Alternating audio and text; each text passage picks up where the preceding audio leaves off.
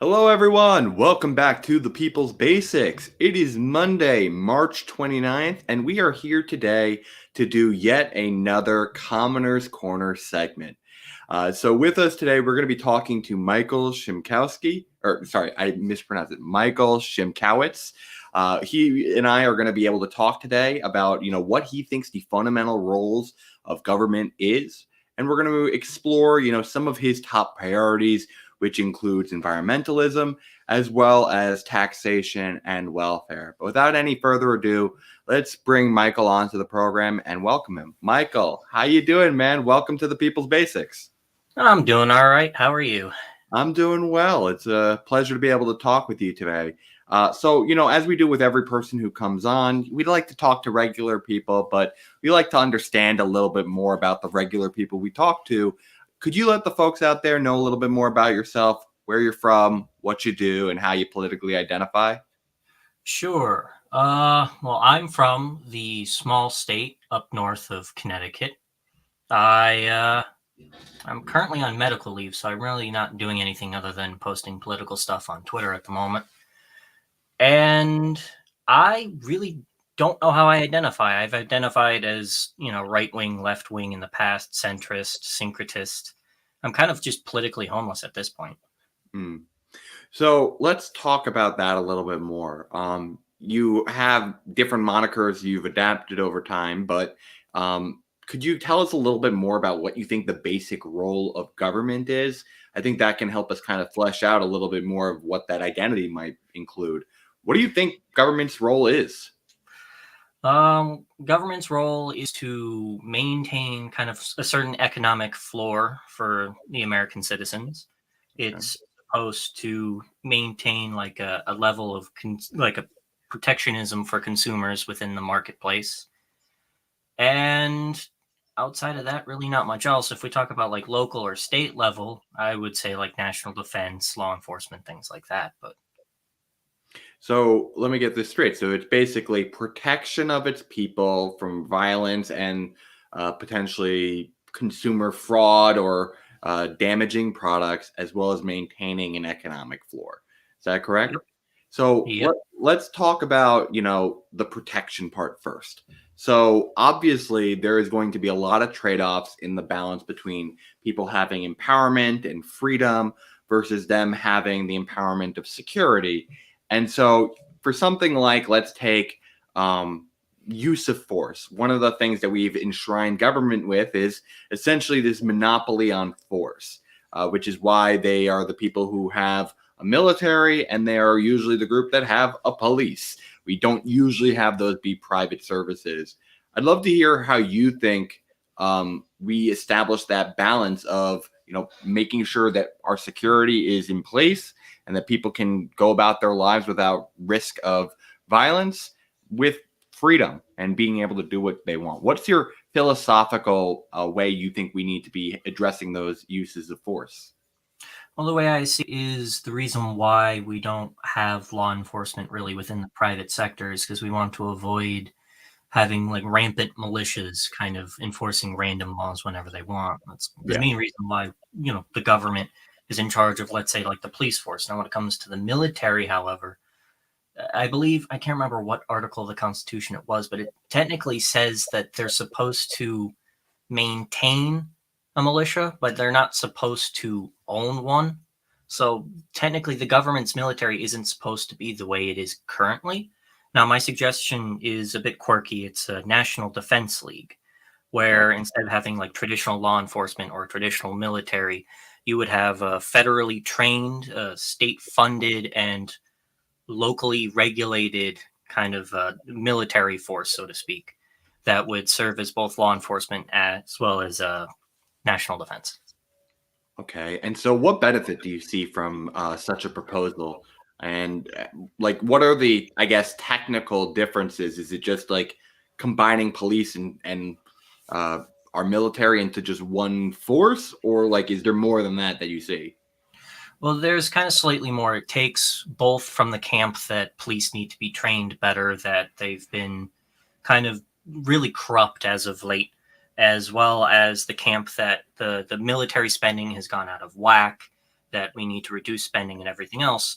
The way I see it is because the key point in the National Defense League that I've kind of, crafted is that the people are the ones that regulate. The people are the ones that decide, how police should be punished, where they should be kind of, what's the word for it?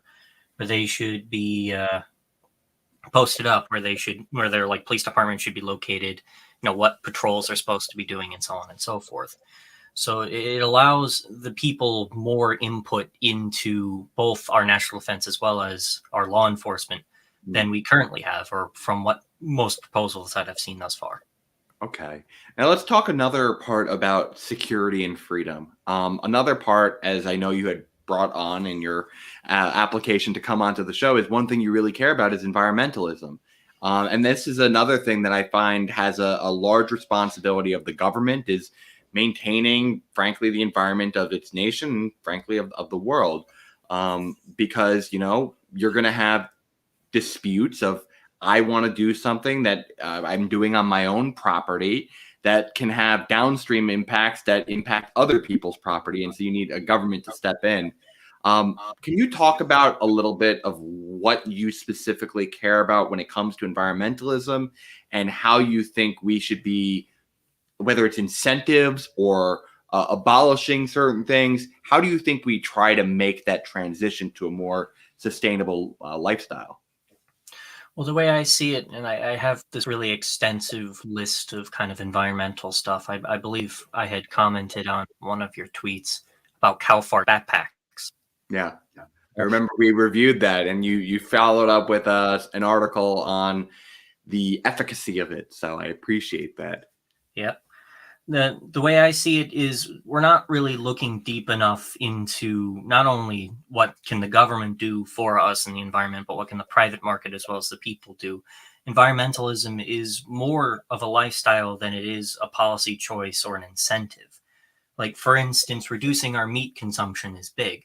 You can try and artificially reduce it all you want, but you're going to end up with problems like, the war on drugs and everything else, where you're going to have like black market foods. And I don't know if you've seen videos from airports and whatnot, where they're having to dispose of, swaths of different fruits and cheeses and stuff like that because they're not supposed to be in the country. But the people really need to get on board with trying to reduce their meat consumption, trying to be more eco-friendly, searching out alternative products. Maybe instead of getting a paper product, get something like hemp or a bamboo product. And, the government, of course, also has to step in and, protect consumers as well as the environment in, heavy regulation, making sure that there aren't, unknown chemicals going out into food or going into clothing that could damage the environment.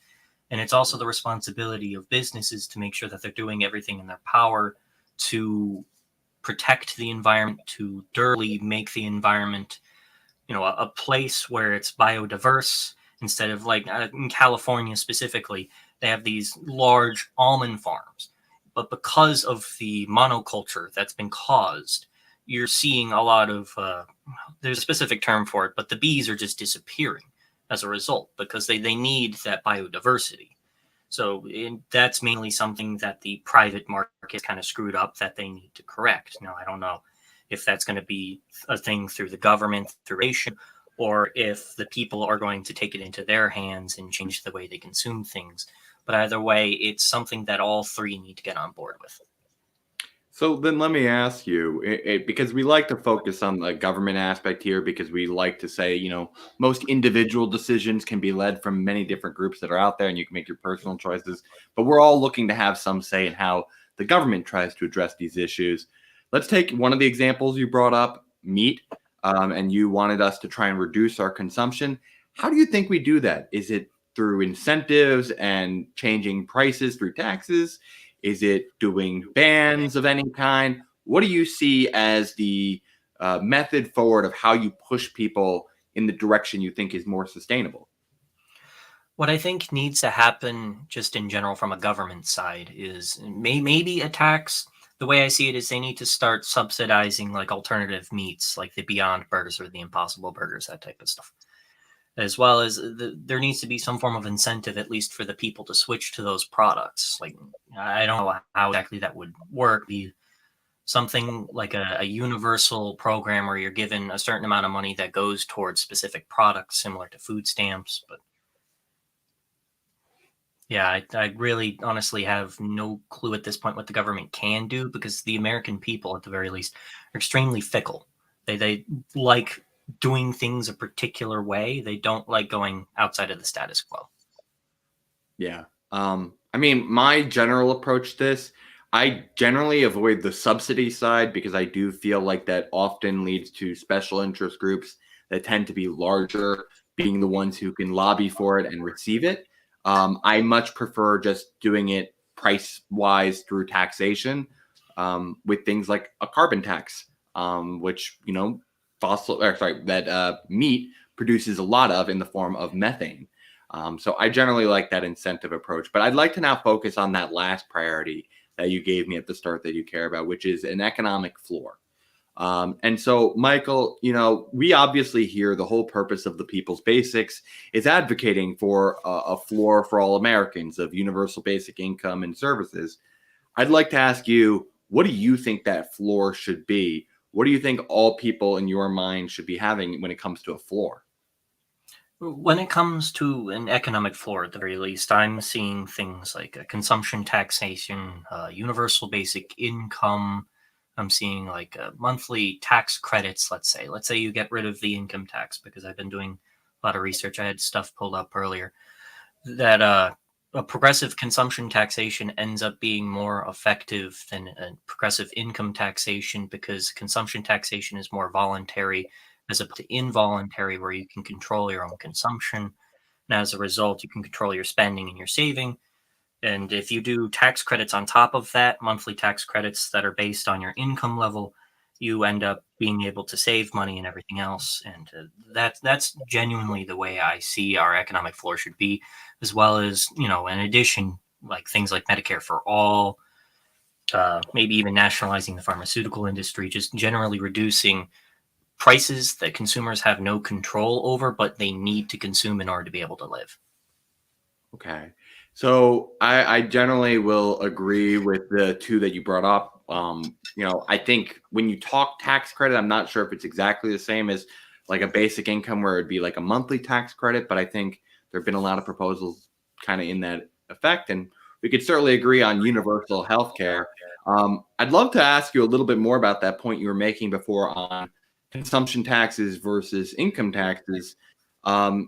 The reason why I'm curious about this kind of voluntary nature that you prescribe as the benefit is that more of the money that a poor individual needs to receive is going to be used on consumption automatically, compared to a wealthier individual. I remember when we were doing our studies, those in the bottom 20% percentile are going to be spending 91% of every dollar they receive on consumption, while those in the top 20 percentile only spend 9% of their income that they receive. And so I don't see this as necessarily voluntary, because certain consumption is basically mandatory. Everyone needs to consume food. Everyone needs to consume water. Everyone needs to have property of some kind that they're occupying space of. And so I want to ask again, like, why do you think that is the better path forward? And do you see them as mutually exclusive? Because I personally see them as two separate taxes that I both want. I just don't see them as necessarily better. And I'd love for you to explain more on why you believe that. Well, the reason why I believe it, and the reason why people have came to the same conclusions, is mainly if we're focusing on just non-essential spending. If we look at the numbers, I think it's like $15,000 a year spent by the average citizen.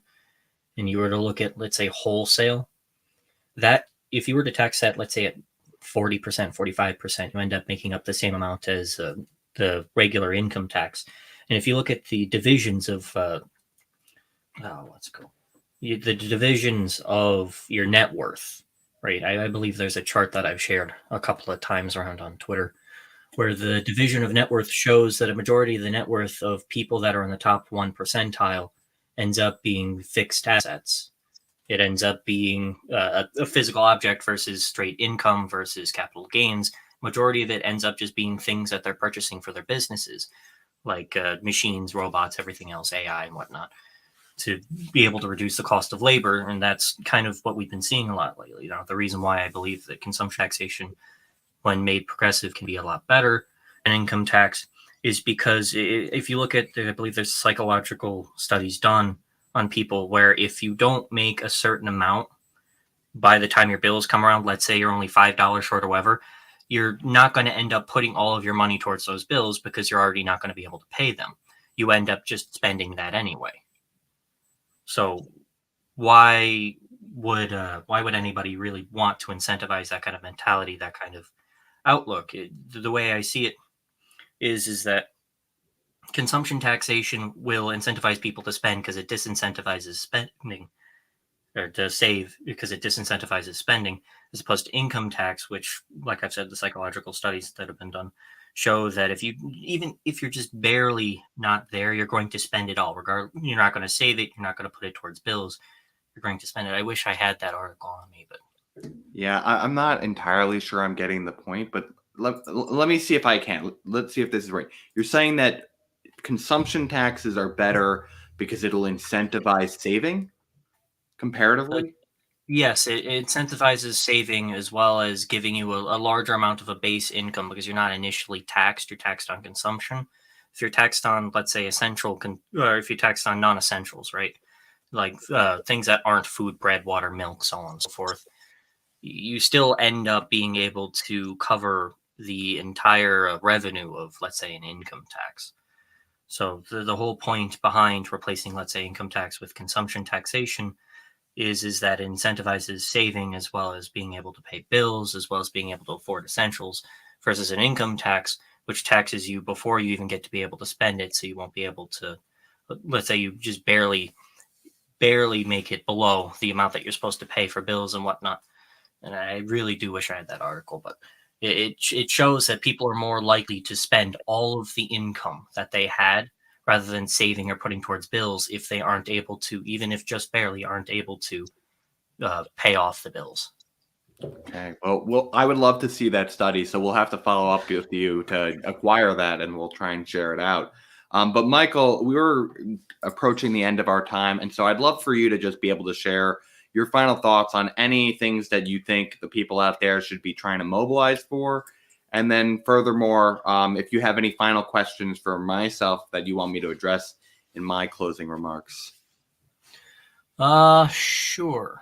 What people should be focusing on more, I guess, is theoretical sciences. Go out there and you go beyond even like the alternative energy stuff. Go beyond windmills and solar panels.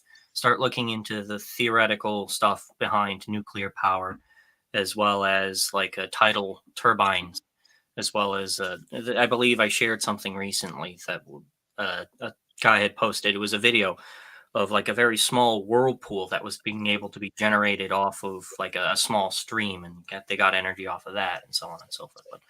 But I guess my question to you would be, how do you view nuclear power? Okay. Well, yes, I think that's a great question. So for nuclear power, I generally view it as a positive, at least in the short term, for getting us off fossil fuel at a bare minimum. Now, there are other forms of nuclear within the space. So you have your current uranium reactors, which are the predominant supply of most nuclear energy worldwide, as well as basically all of the nuclear energy in America. And then you have newer emerging forms of technology like thorium, which are generally found to be safer and more efficient, that are just starting to become explored and have, frankly, a higher quantity of available supply of thorium compared to the uranium supply. So I am encouraged for its potential future. I do not see uranium as part of the long term path forward, but I see using it as a transitionary fuel to get us off of fossil fuel. And I think building out more fusion as well as thorium nuclear supplies and investing into that research is a worthwhile endeavor. I get that there's a large startup time to trying to get a nuclear reactor online, but the energy output after getting it constructed is significant, and it is a lot safer of a form of energy than even a lot of the current green energy sources that are out there, because of a lot of the materials, the actual metals that are used for, let's say, the solar panels. So I'm a big proponent of nuclear. I just think that we need to be trying to transition to newer forms of it, because I do have some concerns about the existing nuclear waste supply that's created from uranium. So, Michael, I hope that answers your question.